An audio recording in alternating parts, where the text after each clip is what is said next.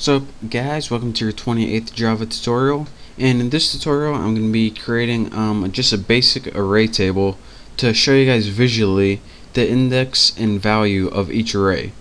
So let's go ahead and just make a header for our table using a system out print line statement, and I'm just going to put index and then put a tab, and \t is just a tab. It's like 5 spaces or something. I didn't feel like typing 5 spaces because I'm lazy. Just put \t, then push value. Let me show you guys what this is real quick. This gives you this index value, and that's the header for our table. So now we have a header. I can go ahead and enlist the index and value of each array. But before we do that, we need an array, of course. So I'm going to make an integer array called Bucky, and I'm going to use that array initializer that we used last time, and go ahead and add like 5 or 6 values or something. Add like 32, 18, 54, and 2. It doesn't really matter how many values you add, as you'll see why later on. But go ahead and make an array and put some values in there. It doesn't really matter what they are or how many you have. Next, let's go ahead and make a for loop to loop through each index of our array. So let's go ahead and press for, and we want it to start. Let's make a counter variable before I keep talking. We want it to start at 0 because our array, our first index of our array is 0. Even though it might have 6 elements in it or 5, the first one is the 0th index. And you'll see why this is later on. And then the next thing you want to do is give it, how long do you want to go? Well, as long as it's less than however many are in your array. And this brings me to another point. Every time you make an array, your computer knows how many objects are in that array, and it stores it in something called the name of your array .length. And the only thing that's going to change in this is the first one. Whatever you named your array .length would be, in this case, 1, 2, 3, 4, 5. So counter is less than 5. But if your array changes, you don't have to change this. So anytime you put your array name .length, that gives you the length of your array. It's built into Java. It's a pretty cool function. And now let's just make it increment by 1. And now that we have our for loop looping through 5 times beginning at 0, we can begin to use this. So let's go ahead and make a print statement. Out print line. Did I type it right? Hopefully. And the first thing we want to output is the counter.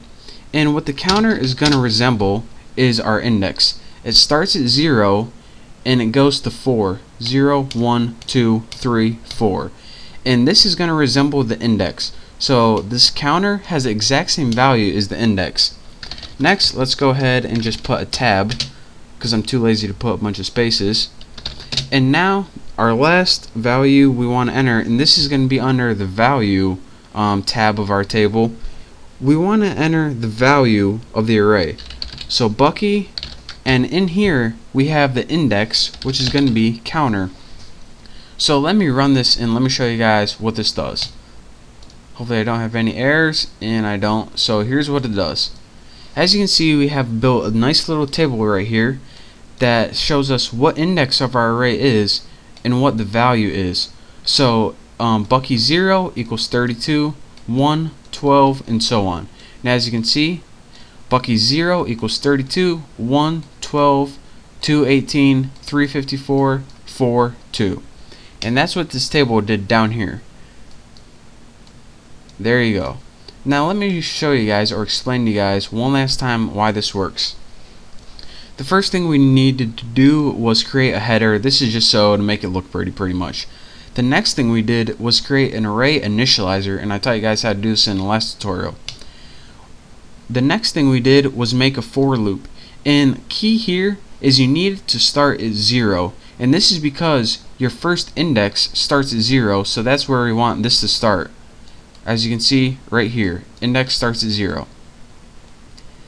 After that, what you did is enter a maximum for how far you want your counter to go.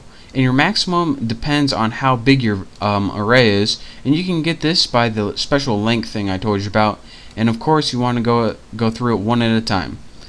After that, you just output it on the screen, counter, which was the index, which was cycled 0 through 4, this thing, which just gave you a bunch of spaces in between, and Bucky, and then the counter inside it, or the subscript inside it. And whenever you did this, it referenced, say you reference Bucky 1, it would give you this value. Bucky 2, this value. Bucky 3, Bucky 4, Bucky 0. So that is how you build a basic table to, it pretty much is just a nice visual so you can see the indexes and values of your arrays. So that's pretty much all that does, and I hope you understood that at least a little bit. So thank you guys for watching. Don't forget to subscribe to my channel, and hopefully I'll see you in the next tutorial.